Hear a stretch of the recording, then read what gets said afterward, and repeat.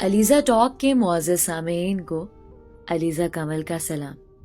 دوستو شروع کرتے ہیں آج کی کہانی۔ ردا میری بہت پیاری دوست تھی، کبھی کوئی بات مجھ سے چھپاتی نہیں تھی۔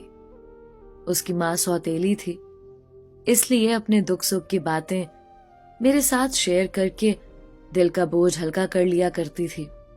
ہماری دوستی ایک دو دن کی نہیں، بچپن سے تھی۔ ردا کو مجھ پر ایسا اعتماد تھا کہ سگی بہنوں کو بھی شاید ایک دوسرے پر نہ ہوتا۔ جب ہم نے میٹرک پاس کیا تو والدین نے ہماری شادی کی فکر شروع کر دی۔ آگے پڑھانے کے حق میں وہ نہ تھے، اور پڑھاتے بھی کیسے جبکہ ہمارے علاقے میں دور دور تک کوئی گرلز کالج ہی نہ تھا۔ میرا رشتہ تو بچپن سے میرے چچا زاد سے طے تھا، لیکن ردا کے والدین کو اس کے لیے کافی پریشانی اٹھانی پڑی، کیونکہ کوئی موزوں رشتہ اس کے خاندان میں موجود ہی نہ تھا۔ کافی تگ و دو کے بعد بالآخر ایک مالدار گھرانے سے اس کا پیغام آ گیا۔ یہ زمیندار لوگ تھے، لڑکا اکلوتا اور تمام جائیداد کا وارث تھا۔ ایسی لڑکی چاہیے تھی جو خوبصورت بھی ہو۔ گاؤں میں ان دنوں کسی لڑکی کا میٹرک پاس ہونا بھی اعزاز کی بات سمجھی جاتی تھی۔ بس دونوں گھرانوں نے ایک دوسرے کو موزوں سمجھ کر بات پکی کر لی۔ میری شادی کے 6 ماہ بعد ردا بھی بیاہ کر اپنے گھر چلی گئی۔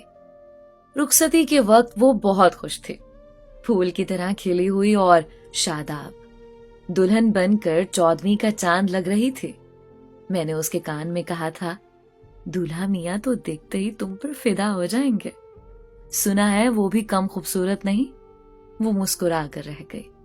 اس کی وہ ملکوتی مسکراہٹ آج بھی میری آنکھوں میں سمائی ہوئی ہے۔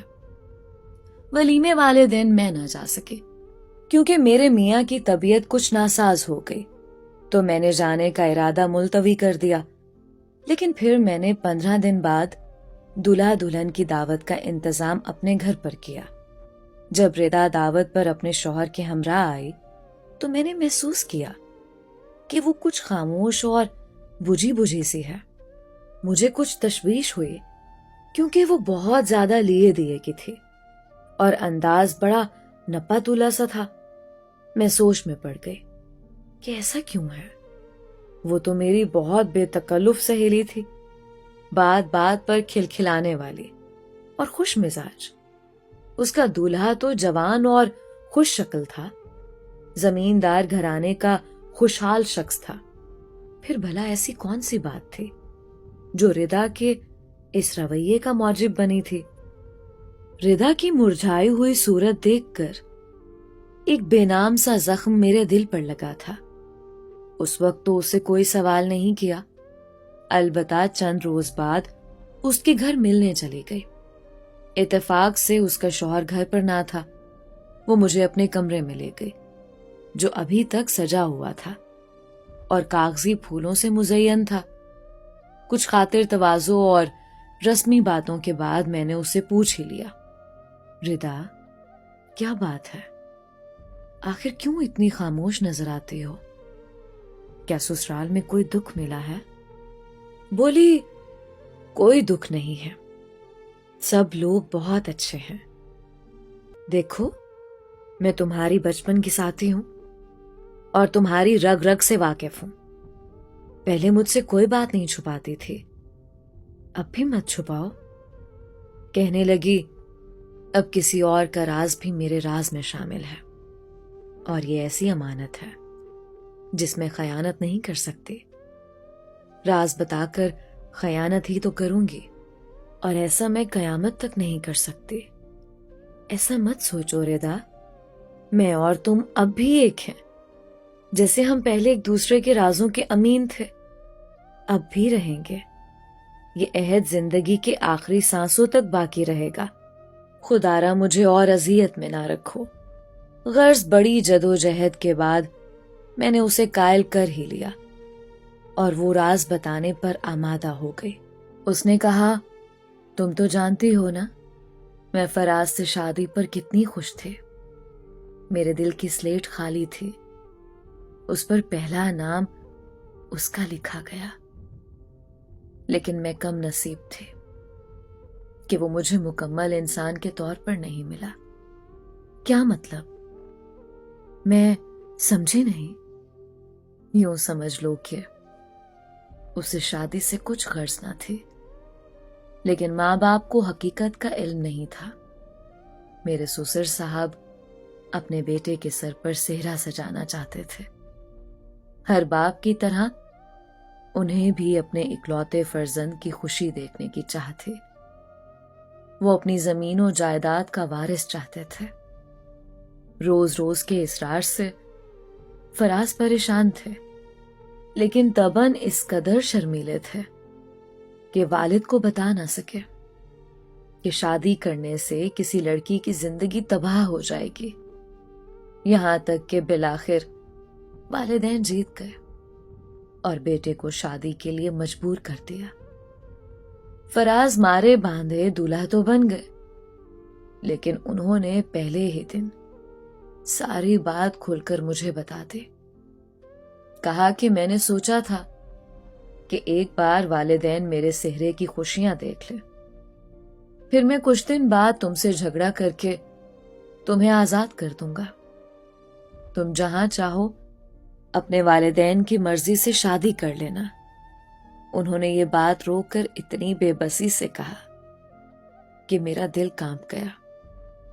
میں نے طلاق لینے سے صاف انکار کر دیا کہ بدنامی کا یہ داغ اپنے دامن پر نہ لگنے دوں گی۔ میری قسمت میں جو لکھا تھا وہ مجھے مل گیا۔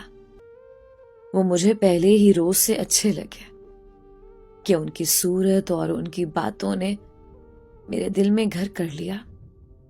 سوچا کہ اب زندگی انہی کے ساتھ گزار دوں گی۔ شاید کہ قدرت کو میرا امتحان مقصود ہے۔ خود کو عبادت میں گم کر کے جیون گزار دوں گی۔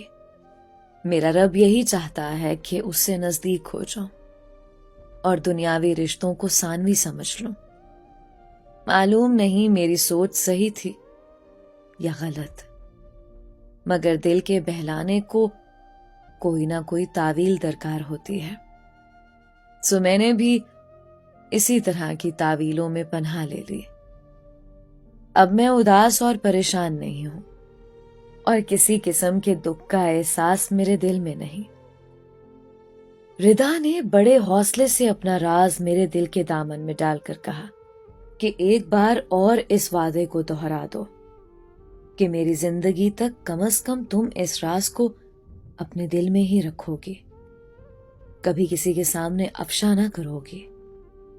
میں نے اسے وعدہ کر لیا۔ وہ مطمئن تو پہلے ہی تھی، مزید مطمئن ہو گئی۔ دوسری بار ملی تو بولی کہ سونیا، فراز بہت اچھے انسان ہیں، وہ مجھے بہت محبت کرتے ہیں اور مجھے بھی ان سے محبت ہو گئی ہے۔ وہ میرا بہت خیال رکھتے ہیں، لیکن ایک بات کا وعدہ انہوں نے مجھ سے لیا ہے کہ ہمیشہ ان کے راز کو راز رکھوں گی اور کبھی ان کے خاندان کے لیے رسوائی کا سبب نہیں بنوں گی۔ ان میں خوبیاں بہت سی ہیں، اور جو کمی ہے وہ قدرت کی جانب سے ہے، اس کا کوئی مداوع ان کے اختیار میں نہیں ہے۔ میں اس کی بات سمجھ گئی تھی۔ اپنی سہیلی کا حوصلہ دیکھ کر میں دنگ رہ گئی، لیکن اس نے مجھے ان الفاظ میں تسلی دی کہ سونیا، جسے تم اتنا بڑا ایشو سمجھ رہی ہو، میرے نزدیک وہ کوئی بڑا مسئلہ نہیں ہے۔ اگر انسان چاہے تو ہر طرح سے زندگی گزر سکتی ہے۔ دراصل کچھ لوگ بنے ہی قربانی کے لیے ہوتے ہیں، تبھی ان کے قدموں میں زندگی بسر کرنے کا عہد کر لیا ہے۔ میں اس کی باتیں سن کر حیران تھی۔ میں نے پوچھا، کیا تم نے بھی کوئی عہد فراز سے لیا ہے؟ ہاں، میں نے ان سے یہ کہا ہے کہ عمر بھر کے لیے یہ وعدہ کیجئے کہ آپ کبھی عشاء کے بعد گھر سے باہر نہیں رہیں گے، ورنہ مجھے تنہائی کا احساس ہوگا۔